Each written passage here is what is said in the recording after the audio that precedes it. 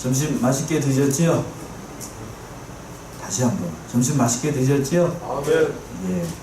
오늘은 특별히 삼계탕을 먹었습니다. 예. 몸보신을 하는 시간이었습니다. 예. 반마리도 아니고요. 자그만치 한 마리를 통으로 다 준비해 주셔가지고 아주 풍성하게 잘 먹었어요. 콜록콜록한 저를 위해서 이렇게 준비하신 것 같은데, 아무튼 저는 옆에 있던 분이 또 어느 집사님이 반마리를 더 주셔가지고 한 마리 반을 다 먹었습니다. 밥은 국물도 하나 남기지 않고 다 먹었는데 감사해요. 힘내서 열심히 하라는 것을 알고 하겠습니다. 여러분들도 좀 더위가 조금 누그러졌어요. 힘내셔가지고 막바지 더위 건강관리 잘 하시고 하나님의 은혜로 사는 한 주간이 되시기 바랍니다. 자, 오늘 말씀의 제목은 복음의 일꾼을 환영하라. 누구를 환영하라고요? 복음의 일꾼을 환영하라. 복음의 일꾼을 환영하라. 는 말씀의 제목으로 은혜 나도록 하겠습니다. 오늘 본문의 말씀 조금 길어요. 그래서 12절에서부터 31절까지 있는데 본가에 보니까는 4개로 대지를 나눴습니다. 첫 번째 대지가 12절에서부터 15절까지 복음의 일꾼 곧 교역자를 환영하라는 말씀이고, 또 이제 왜 사도 바울이 이런 말을 했을까? 16절에서부터 18절에서 보게 되면 거짓 선지자와 그 참 선지자를 이간을 하는 거예요. 거짓 선지자들이 들어와가지고 갈라디아 교인들하고 사도 바울하고 이간질을 시켰어요. 오늘날에 기성교회에 신천지가 들어와가지고 어지럽게 하는 거하고 비슷한 겁니다. 또 그 다음 19절에서부터 20절의 말씀은 복음의 일꾼들은 끝까지 충성을 해야 된다는 것이고, 사도 바울의 그 신앙 고백이라고도 할 수도 있어요. 또 이제 마지막으로 이제 비유의 예를 들었는데, 두 여자의 아들들 비유를 들어가지고 율법으로 난 사람과 또 언약으로 난 사람, 두 사람을 비교를 해서 우리가 언약으로 난 사람, 그리스도의 자녀라는 것을 비유를 통해서 예를 들어서 설명을 하는 말씀입니다. 첫 번째 대지로 와서요, 복음의 일꾼을 환영하라 라고 되어 있는데, 첫 번째 이 12절 보세요. 12절. 형제들아, 내가 너희와 같이 되었은즉 너희도 나와 같이 되기를 구하노라. 너희가 내게 해롭게 하지 아니하였노라.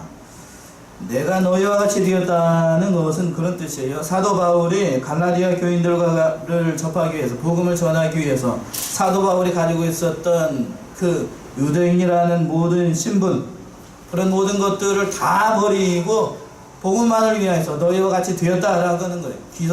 자기가 가지고 있었던 모든 기득권들을 다 내어놓고 내가 너희와 같이 되었다는 거예요. 이방인과 같이 되었다고 하는 겁니다. 그 밑에 이제 즉 너희도 나와 같이 되기를 구하노라 이렇게 되어 있는데, 그런 것처럼 사도 바울이 오직 모든 율법적인 기득권을 다 버릴 수 있었던 것은 이제는 율법을 통해서 구원을 얻는 것이 아니라 그리스도를 믿음으로 말미암아, 누구로 믿음으로 말미암아? 그리스도를 믿음으로 말미암아 하나님의 백성이 된다는 것을 알기 때문에 너희도 예수를 믿어서 나와 같이 되기를 원하기 때문에 사도 바울이 이렇게 얘기를 하는 겁니다. 그래서 그 밑에 제일 하반절에 너희가 내게 해롭게 하지 아니하니라. 그래서 이 복음의 말씀을 듣고 내가 전해준 그 그리스도를 잘 믿고 예수를 믿고 하나님의 사람이 되어서 복음의 말씀을 잘 따랐다라는 거예요. 처음 사랑을 받아가지고 사도 바울한테 이 말씀처럼 잘 따랐어요. 처음에는 그랬습니다. 갈라디아 교인들이 잘 따랐어요. 복음의 직분을 맡은 사도 바울을 귀하게 여기고, 얼마나 귀하게 여겼을까요? 참으로 이게 너무나도 과분하게 여겼어요. 13절 보세요. 내가 처음에 육체의 약함을 인하여 너에게 복음을 전할 것을 너희가 아는 바라. 원래 사도 바울은 갈라디아 교회에 간 것이 병을 돌보기 위해서예요. 병을 간병하기 위해서. 누구하고 같이 갔었던 것 같은데요. 거기에서, 그런데 이제 병 때문에 갔는데 그곳에서 교회를 세워가지고 갈라디아 교회를 세운 겁니다.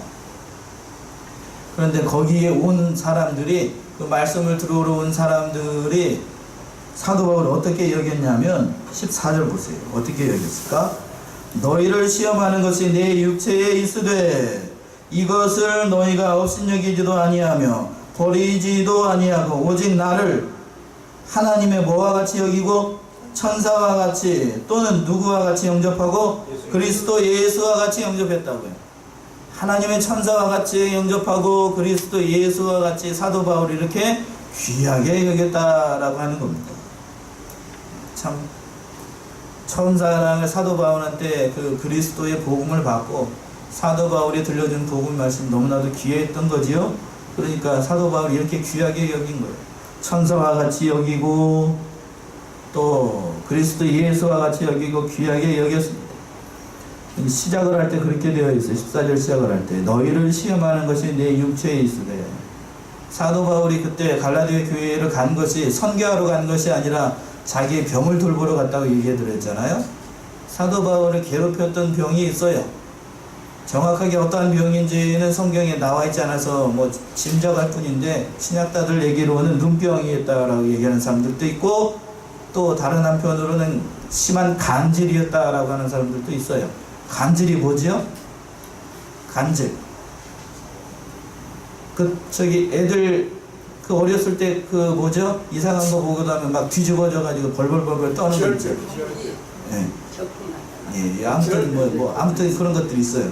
그건지 아니면 눈병인지 알 수가 없어요. 뭔 병인지 모르겠는데 그걸 돌보기 위해서 갔었는데 그 육체에 연약함이 있음에도 불구하고 사도 바울을 귀하게 여겼다는 거예요.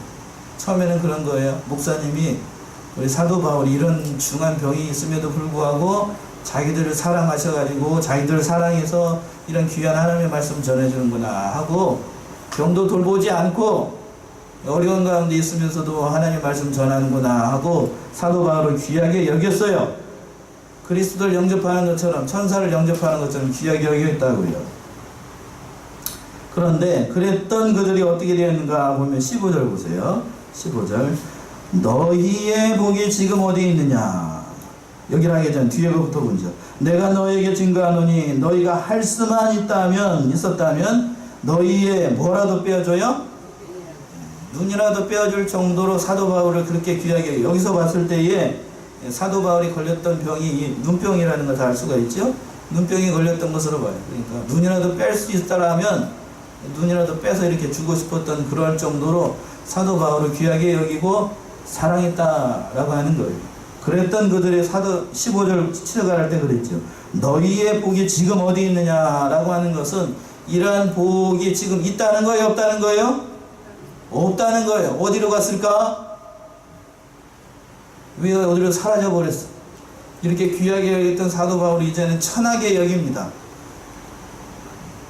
왜 그랬을까요? 거짓 선지자들이 들어와 가지고 이 사도 바울이 다른 사람들 병은 고치면서 지 병은 못 고치잖아. 그러니까 지게 사도가 아니고 거짓 영을 받아가지고 이게 술수를 쓰는 거야. 이렇게 옆에서 속닥속닥 했던 거짓 선지자들이 있었다고.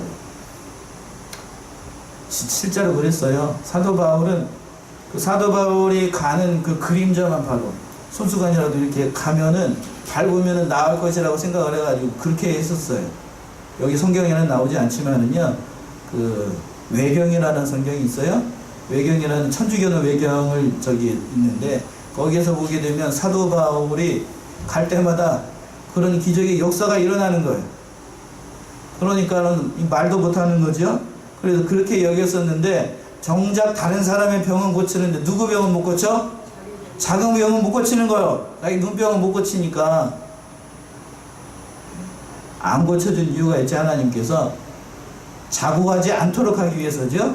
자고하지 않도록 많은 은혜를 받았기 때문에 하나님께서 그것마저 고쳐주면은 사도 바울도 교만해질까봐 내 은혜가 내게 어떠하도다? 족하도다 하면서 사도 바울이 3번씩이나 그 눈병 때문에 얼마나 고생을 했는지 사도 바울이 3번 기도했다라고 하면 저희처럼 이렇게 대충 기도했겠어요? 그렇게 하지 않고 사생결단으로 기도를 했을 거예요. 그것도 몇 번씩이나? 3번씩이나 기도했는데 하나님이 들어주지 않았어요. 자고하지 않도록 하기 위해서, 교만하지 않도록 하기 위해서 육체의 가시를 주신 겁니다. 그것은 알지 못하고 이 사람들이 사도 바울에게 이렇게 험한 말로 이렇게 얘기한 거예요. 누구나 결점이 있어요. 교육자들도 결점이 있습니다. 저도 결점이 있고 성경에 있는 하나님께서 쓰시는 하나님의 종들은 다 인간적으로 제대로 된 사람이 한 명도 없어요.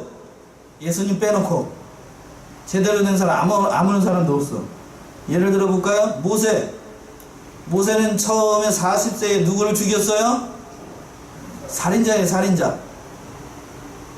이제 애굽의 그 관원을 죽이고 또 어디로 도망갔어요? 미디안 광야로 가가지고 주변머리도 없이 40년 동안 장인의 양이나 키우고 또 광야 생활을 할 때에는 하나님께서 명예라고 그랬죠. 반석에게 명예라고 그랬는데 혈기가 나가지고 어떻게 했어요? 반석을 2번씩이나 때렸어요. 혈기가 나서. 그랬던 인간적으로 모세도 결함이 있었다고요. 또 베드로는 말할 것이 없죠. 제가 입으로 말씀드리지 않아도 베드로가 얼마나 허물이 많았어. 대표적인 예로 네가 나를 3번씩 모른다고 부인할 것이다 라고 얘기를 했었음에도 불구하고 베드로가 어떻게 됐어요? 예수님을 부인했어요. 3번씩이나 부인했다고요. 그런 인간적인 허물이 많았어요. 베드로가. 또 그렇다고 또 다른 사람들 예를 들어볼까요? 아브라함도 인간적인 허물이 없었나요? 아브라함은 자기 아내를 누이라고 몇 번씩이나 얘기를 했냐면 2번씩이나 그랬어요. 자기 아내를 지가 살라고 네가 애국 왕이 너 저기 누구라고 그러면 너 누이라고 얘기해. 이렇게 얘기해. 몇 번씩이나? 2번씩이나. 이러한 사람을 남편이라고 믿고 살아야 되니 참 사라가 참 불쌍한 인생을 산 거지. 이런 사람 남편이라고 믿고 살아야 되니 참 안타까운 거지. 노아도 완전한 사람이라고 얘기하지만 노아도 완전한 사람 아니. 방주에서 나와가지고 뭐 먹고 포도주 먹고 잔뜩 취해가지고 홀딱 벗고 누워서 자빠져 자다가 뭐요? 자기 아들이 봤어요. 그걸. 인간적으로 이런 허물이 다 있다고요. 누구든지 인간적으로 허물 없는 사람이 없어요. 사도 바울도 인간적인 결점이 많아요. 이런 육체의 가시뿐만 아니라 사도 바울은 결정적인 허물이 있지요. 누구를 잡아 죽이러 갔던 사람이에요? 예수를 믿는 사람들을 잡아 죽이려고 다메섹으로 갔다가 예수님한테 붙잡힌 사람이 사도 바울이 또 스데반을 돌려 쳐 죽이는데 앞장을 섰던 사람이 또 사도 바울이. 이런 인간적인 결점이 있어요. 누구나 다 결점이 있음에도 불구하고 인간적인 면을 본 것이 아니라 처음 사랑을 받았을 때에는 갈라디아 교인들이 그 말씀 자체만 본 거예요. 인간을 보지 않고. 그래서 사도 바울을 천사와 같이 또 예수님과 같이 여겼어요. 그런데 그랬던 그들이 거짓 선지자가 교회에 들어온 겁니다. 참 안타까운 거죠. 16절 보시면 그런즉 내가 너희에게 참된 말을 함으로 원수가 되었느냐. 다른 복음을 전하는 사람이 들어왔기 때문에 사도 바울이 참된 말을 함에도 불구하고 사도 바울을 뭐같이 여긴다고요? 원수같이 여기는 거예요. 원수같이. 참. 교회에 이런 사람들이 들어오게 되면 교회가 굉장히 어지러워져요. 우리 교회도 저기다 신천지 아웃 해가지고 이렇게 붙이려고 하고 있는데 괜찮으시겠죠? 물어보고서 붙이려고. 괜찮아요? 괜찮죠? 제가 끝나고 난 다음에 말씀드릴게요. 찍고 있어가지고 차마 말씀 못 드리겠고, 아무튼 마음에 걸리는 게 있어가지고 그런 게 있었어요. 아무튼 신천지 요즘 극성이에요. 너무 극성이라고. 자기들끼리 전도해가지고 정정당당하게 여호와의 증인이나 다른 그 이단들은 그래도 좀 건전한 편이요. 건전한 편이 어떤 의미에서 건전하다는 것입니다. 오해하지 마세요. 이거 동영상 보시는 분들. 그들은 정식으로 기성교회들을 공격하지 않고 길거리에서 전도를 합니다. 우리랑 똑같이. 그런 의미에서 정당하다는 거예요. 그런데 신천지는 어디를 공격해요? 교회를 공격해. 교회를 공격하고 어디를 공격해? 또 믿는 사람들만 골라서 공격을 해요. 왜 그러는 거예요? 왜? 거시라고. 왜? 길거리에 나가가지고 초신자들 전도를 하라고. 그렇게 자신 있으면. 그런데 그렇지 않아요. 교육자들 사이를 이간을 시키고 성도들을 이간을 시키고 전략이 그래요. 다 처음에 들어와가지고 누구를 교육자들 눈에 처음에 잘 들어야 되니까요. 교육자한테 그렇게 지극정성으로 잘한답니다. 그러고 난 다음에 교회에서 가장 영향력이 있는 사람, 장로님이나 안수 집사님들한테 딱 붙어가지고 이제 그러고 난 다음에 교육자들 마음을 사고 난 다음에는 안수 집사님 두 분 계시는데 옆에서 누가 사바사바 이거 잘해주면은 이제 경계하세요. 사주 경계. 예. 그러고 난 다음에 누구하고 사이를 갈랐느냐면 저하고 여러분들 사이를 이간을 시켜요. 여기처럼 목사가 잘못 목사가 와가지고 폐계 어쩌고 이런 얘기를 하는 이간시키는 얘기 했다. 그럼 뭐라고 얘기를 생각을 해야 되냐면 당연히 이상한 사람이다 이렇게 사주경계를 해야 돼요. 그런 사람들이 요즘 많아가지고 신천지들이 쓰는 전략이에요. 전략. 말도 안 되는 교리예요. 신천지 교리는. 한 가지만 말씀을 드리면 신천지는 이만희가 재림주라고 아까 말씀하셨는데 그렇게 여겨요. 왜 이만희가 재림주라고 여기는가? 신천지 교리가 잘못된 것은 뭐냐면 예수님이 부활하신 것이 영으로만 부활했다라고 믿어요. 뭘로만 부활했다고? 영으로만. 육체로 부활한 게 아니고 영으로만 부활을 했대요. 또 영으로만 오셨고 영으로만 부활을 했으니까 재림을 하실 때에도 어떻게 된다고요? 영으로 재림을 하시는 거예요. 육체로 재림을 하는 것이 아니고. 그래서 이미 재림을 했어요. 누구한테 재림을 했을까요? 신천지는? 이만희한테 이미 재림을 한 거예요. 그래서 재림주라고 믿는 거예요. 그런데 진짜로 영으로만 예수님이 부활을 했을까? 육체로 부활했다고 확실하게 증거해주는 말씀이 있어요. 어디니까 한 군데 한번 찾아보죠.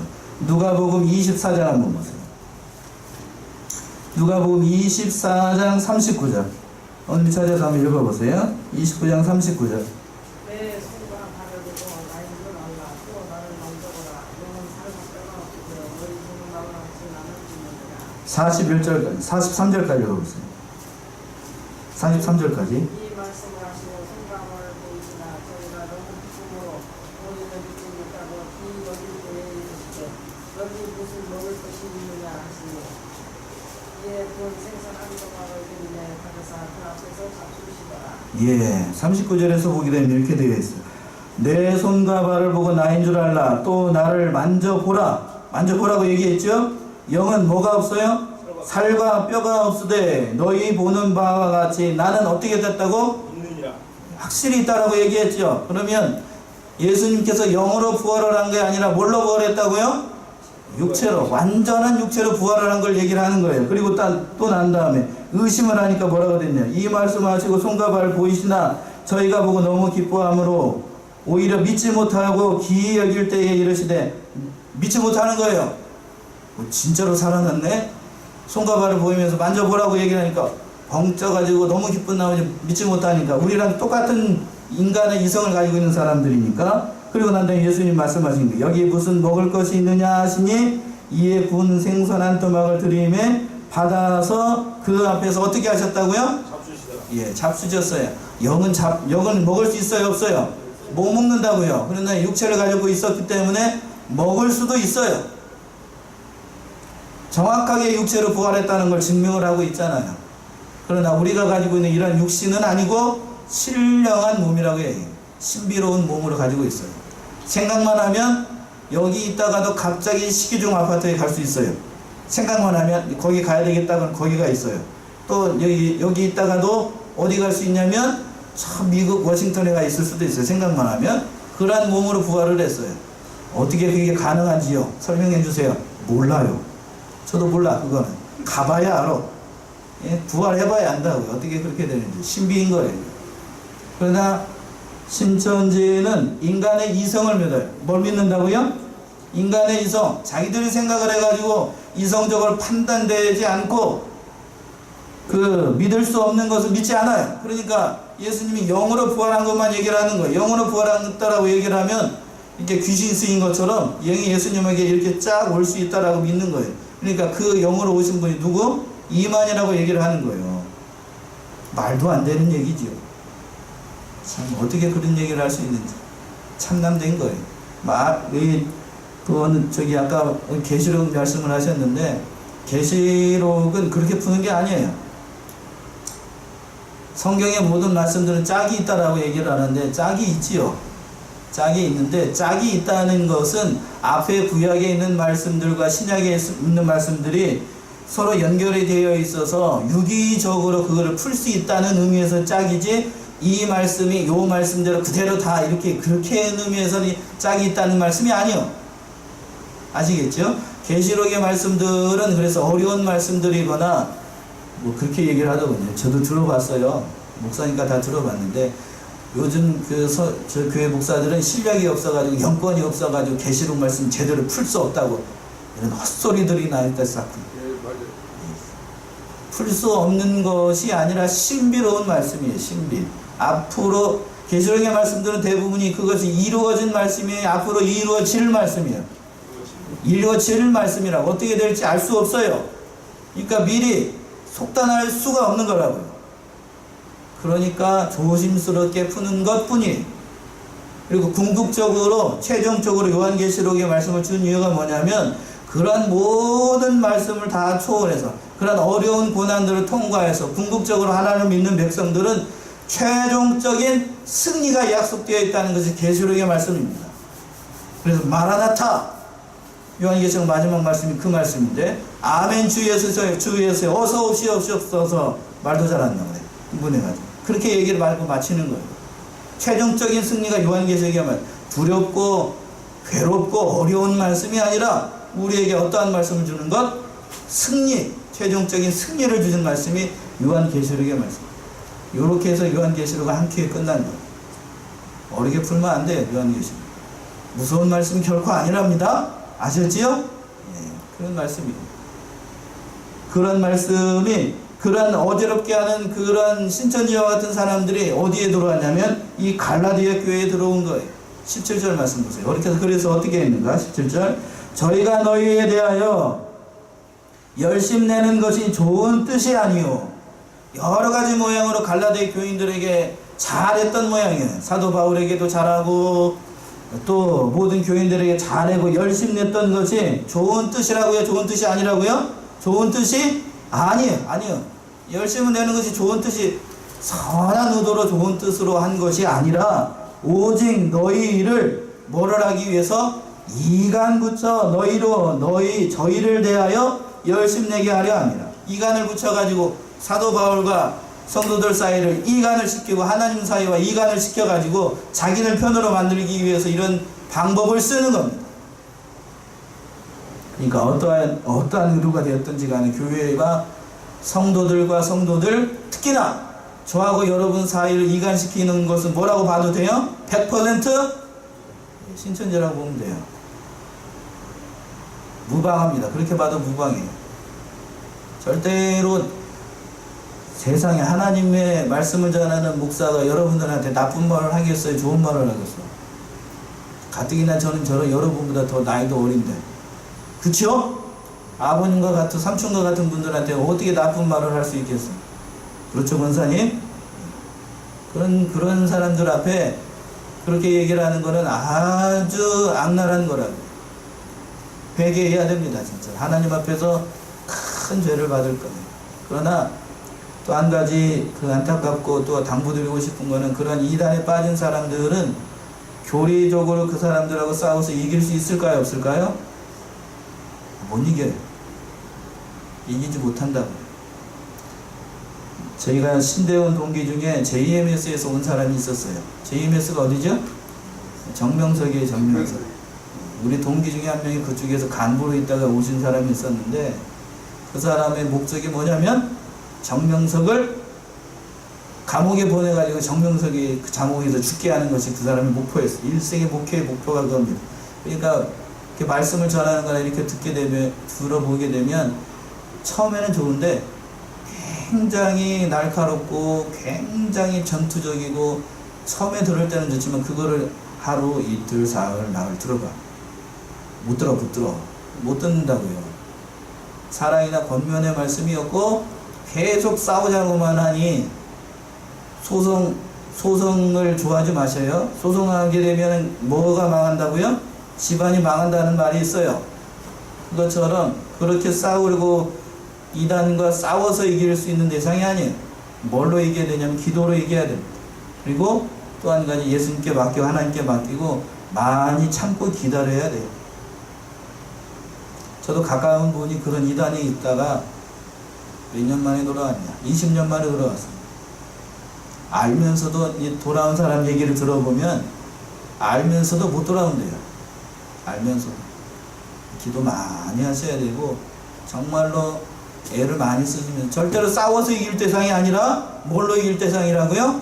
기도로 이길 대상이. 많이 울어야 돼요. 그 영혼을 불쌍히 여기고 많이 울어야 됩니다. 이단을 만나면 이기려고 하지 마시고 너는 그걸 믿고 그리로 가세요. 이렇게만 얘기하셔요. 그러니까 돌이킬 수 있는 대상이 아닙니다. 신천지 아주 악랄해요. 그런 우리 교회 기성교회가 싸우는 것을 하지 않고 이렇게 인내하고 저처럼 이렇게 가르치다 보니까 그들은 싸우려고 덤벼요. 싸우려고 덤비려는 사람하고 이기려고 하면 내가 더 어떤 사람이 되어야 되냐면 더 악한 사람이 되어야 되기 때문에 그들과 싸우게 되면 내가 더 내 영이 곤고해져. 그러니까 이 은혜가 다 떠난다고. 그러니까 맡기고 누구한테 맡기고 하나님께 맡기고 기도 많이 해야 돼요.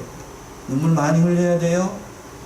그게 자기의 십자가라는 것을 알고 그렇게 많이 맡기셔야 됩니다. 그래서 결국에는 갈라디아 교인들이 사도 바울에게 멀어졌어요. 18절 좋은 일에 대해 열심으로 사모함을 받은 내가 너희를 대하였을 뿐 아니라 언제든지 좋으니라.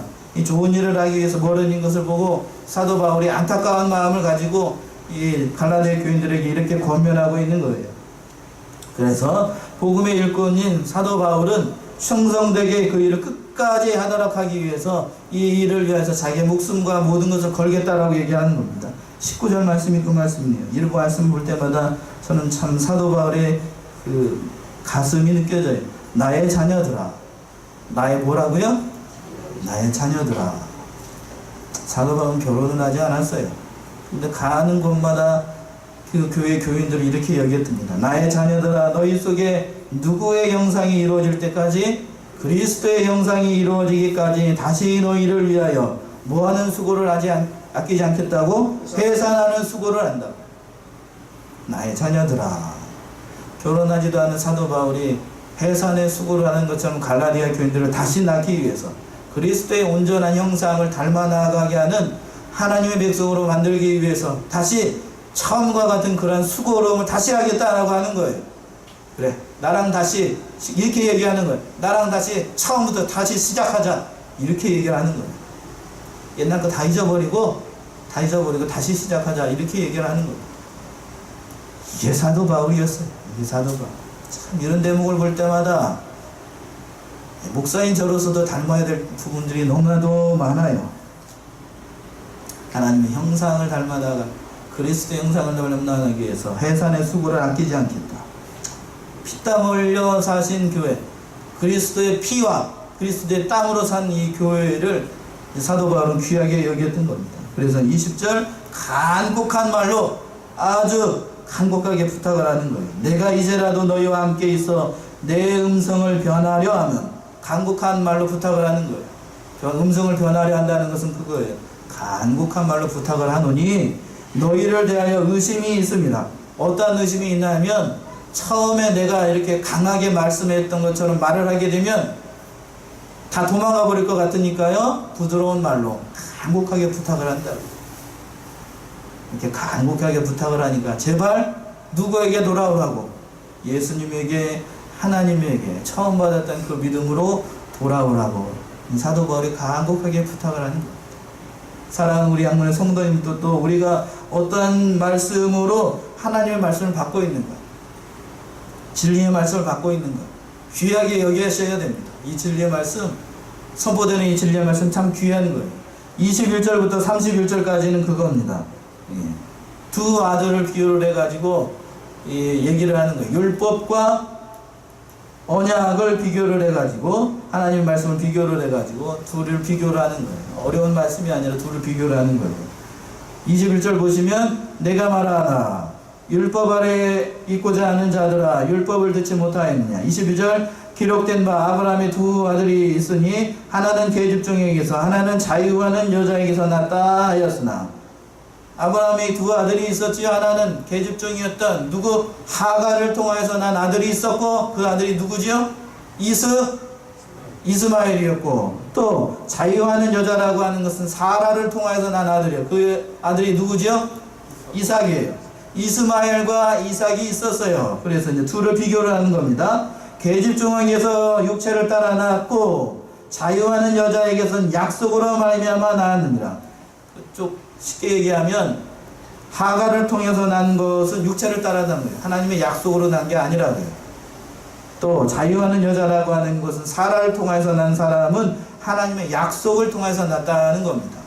24절 이것은 비유이니 이 여자들은 두 언약이라.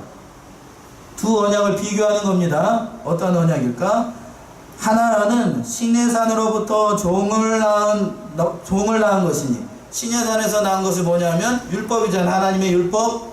하나님의 율법이 하고 그 다음에 쭉 넘어가서 시내산은 지금 예루살렘과 같은 데니 저가 그 자녀로 더불어 종노릇하고, 이 하나님의 그 말씀으로 난 게 아니라 시내산에서 난 것은 종노릇하는 것이고, 또 26절 보면 이와 반대의 것이 나옵니다. 26절 오직 위에 있는 예루살렘은 자유자니 곧 우리 뭐라고요? 우리 어머니라고 하는 것은 그리스도의 복음, 앞에서는 하나님의 약속, 이걸 얘기를 하는 거예요.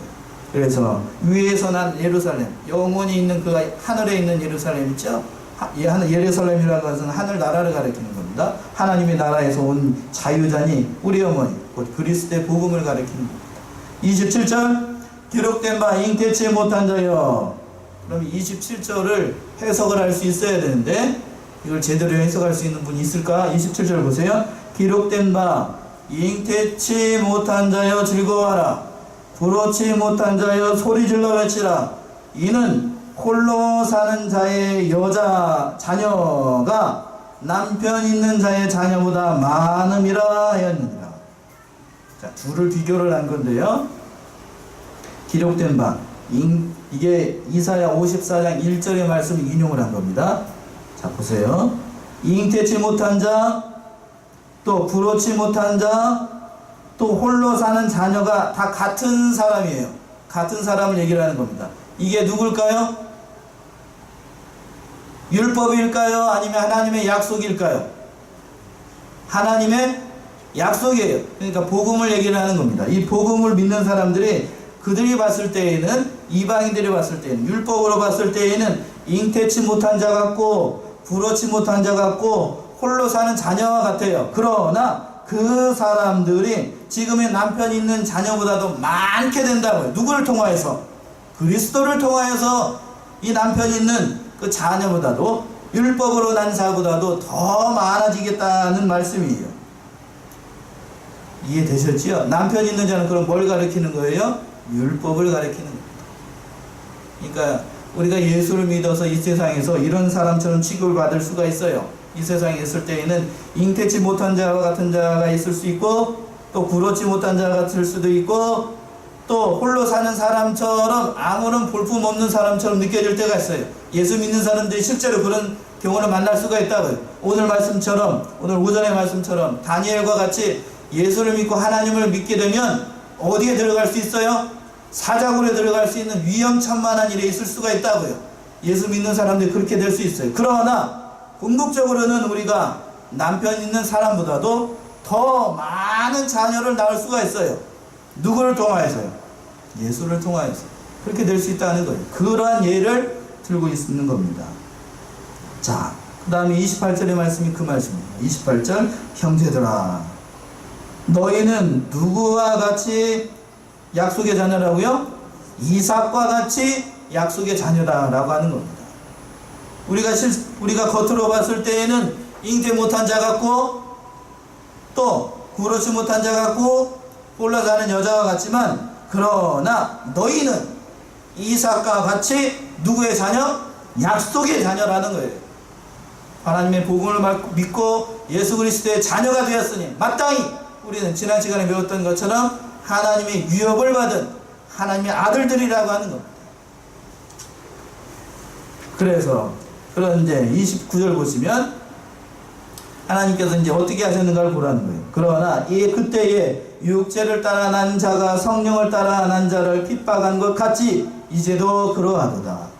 빗대서 얘기하는 거예요. 이스마엘 자손들이 그 이스라엘 자손들을 많이 핍박을 했어요. 그러니까 이삭의 자손들을 많이 핍박을 했다고. 실제로 그랬잖아요.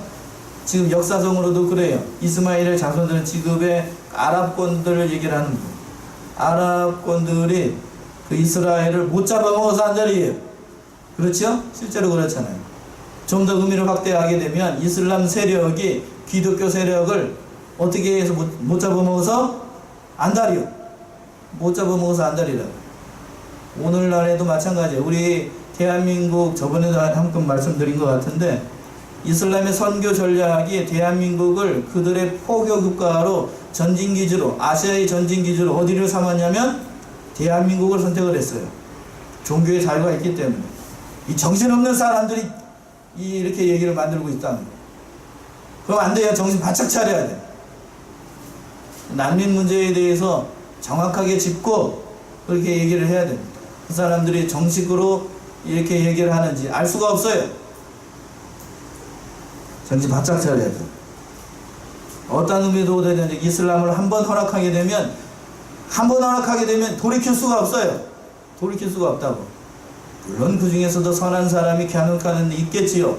그러나 거기 안에는 어떤 사람도 있냐면 과격파들도 있어요. 어떤 사람이 있다고요? 과격파들이 있어요. 과격파들. 그 사람들은 코란의 그 성경적 전략이 그래요. 한 손에는 코란, 한 손에는 뭘 들었냐면 칼이에요. 코란을 알라를 믿을래 아니면 죽을래. 우리는 어떻게 하죠? 하나님을 믿고 영생을 얻으세요. 이렇게 전달을 하는데 그들은 뭐라 하냐면 알라를 믿을래 아니면 뭘 할래? 죽을래. 이거예요. 선교 전략이 그렇다고요. 기독교하고는 틀려요. 아주 다르다고요. 그러니까 선교 그들이 전략이 그렇다는 것을 알고 정신 바짝 차려야 됩니다. 그러니까 그러한 사람들은 어떻게 하라고 성경은 얘기를 했냐면 30절 말씀 보세요. 30절 뭐라고 되어 있나? 30절 그러나 성경이 무엇을 말하느냐? 계집종과 그 아들을 내어 어떻게 하라고? 쫓으라. 내어 쫓으라고. 내어 쫓아야 돼요.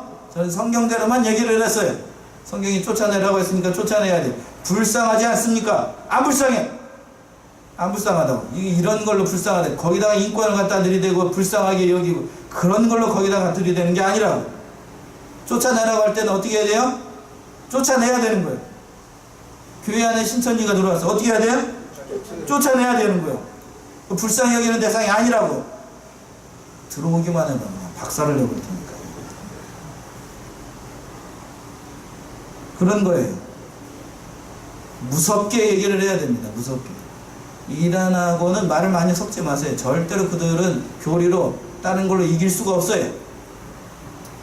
잘못된 교리들이 많기 때문에 제가 예를 들어서 설명을 드렸잖아요. 예수님에 대해서도 그렇게 얘기를 하는데 여러 가지 잘못된 교리들이 많아요. 너무나도 많다고요. 성경에 짝이 있다고 해가지고 하나만 더 얘기를 드릴까요? 생명나무가 있어요. 생명나무. 에덴 동산에 생명나무가 뭐가 있죠? 선악을 알게 하는 나무가 있어요.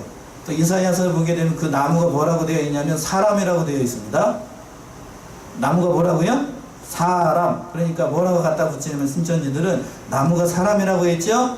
그러면 에덴 동산에서 생명나무와 선악을 알게 하는 나무가 있으니까 생명나무가 아니고 뭘까요? 생명을 주는 사람, 또 선악을 알게 하는 사람이 있었다. 그들과 서로 이게 거시기 해가지고 뭔지 알죠? 그렇게 해가지고 난 사람이 있다. 그러니까 하와가 범죄를 한 것은 선악을 알게 하는 나무랑 따먹은 게 아니고 선악을 알게 하는 사람과 뭐를 했다고? 예, 그렇게 해서 나왔다고요. 그렇게 범죄했다고. 그렇게 얘기를 하는 거예요. 이렇게 해가지고 혹 넘어간 사람들 많아요. 여기도 넘어갈 사람들 많네요. 그렇게 해석을 한다고. 그렇게 갖다 붙이는 게 아니지. 신학이 신자도 몰라가지고 그렇게 얘기하는 게 아니라고요. 그럴싸하죠. 그렇게 성경을 푼다고요? 아시겠지요? 갖다가 막 붙인다고 해가지고 개역 성경을 그들은 주장을 하는데 갖다가 다 붙인다고 그 성경이 다 그렇게 풀리는 게 아니요. 아니라고요. 그런 사람들은 내가 쫓아야 됩니다. 내가 쫓아야 돼요. 자, 31절 보고 마치겠습니다. 그런즉 형제들아, 우리는 누구의 자녀가 아니고 계집종의 자녀가 아니고 자유하는 여자의 자녀다라고 하는 겁니다. 하나님의 자녀란 얘기예요. 쉽게 말씀드리면. 우리가 하나님의 자녀라는 사실을 믿고 이 진리의 말씀을 잘 파수하시고 하나님의 자녀라는 것에 자부심을 가지시고 이 교회를 사랑하시고 믿음으로 승리하는 저와 여러분들이 다 되시기 바랍니다.